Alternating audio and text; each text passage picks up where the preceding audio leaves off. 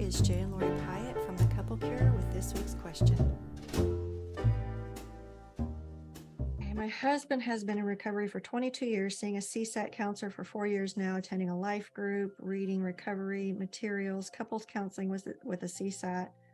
Still does not like himself and relapses. My friends say I need to leave him. What do you think? I have been to counselors, groups, etc. I think it's up to you.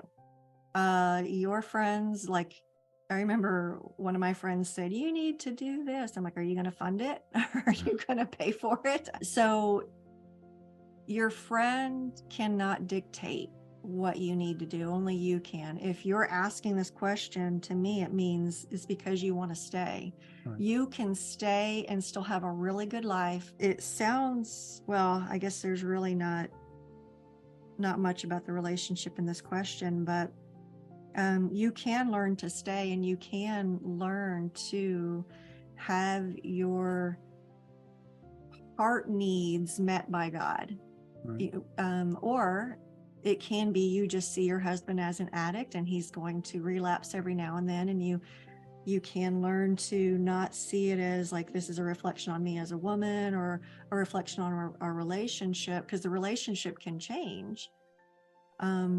From being a romantic relationship to like we're together, and I said it on the Q&A, but we've gone from the honeymoon phase to the heading into the little couple you see shuffling, holding hands in the park.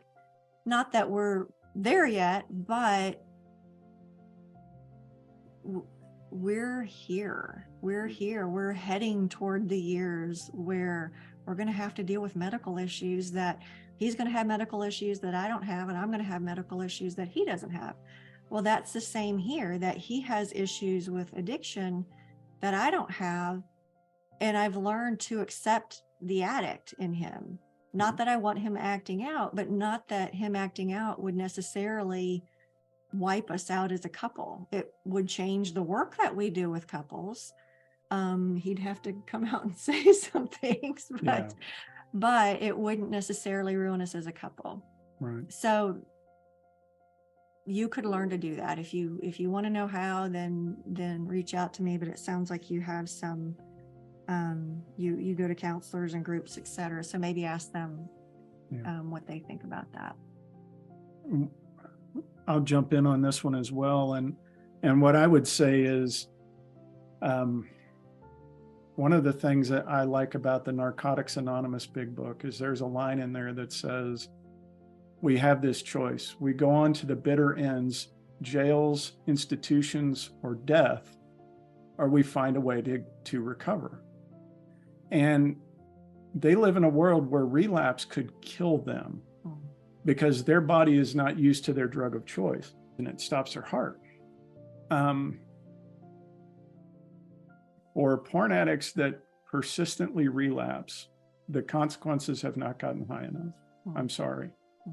You know, you really need to take this seriously, because they're not inevitable if you're finding something healthier than porn to seek out. And so if it's just a matter of holding porn at bay, eventually your arm's going to get tired. You are going to fail if that's your whole plan, is I'm just going to hold porn at bay.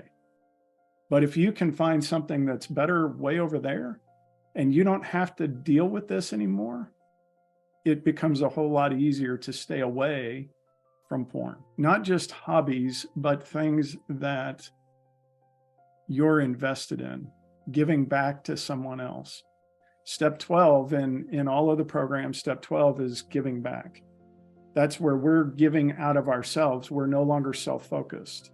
I would say with that, the guy can start with his wife. I know a lot of them go, oh, I'm going to start leading this group. And the wife is going, what? We're not anywhere near being recovered. So I always tell the guy to start with a wife, because that's going to be the hardest place. You're going to get kudos and you're going to get recognition out there.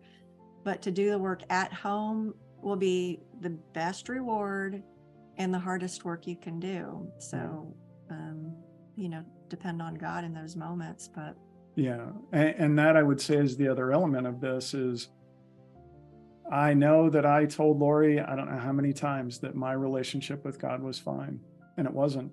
Not because I wasn't reading my Bible every day and I wasn't praying every day and I wasn't seeing him as my savior, but because I was not connected with him.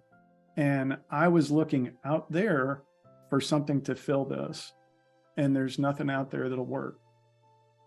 So that, I think, is another big part of the problem is, again, if all we're doing is this, stay away, stay away, stay away, I'm going to get tired. And if I don't have anything in here,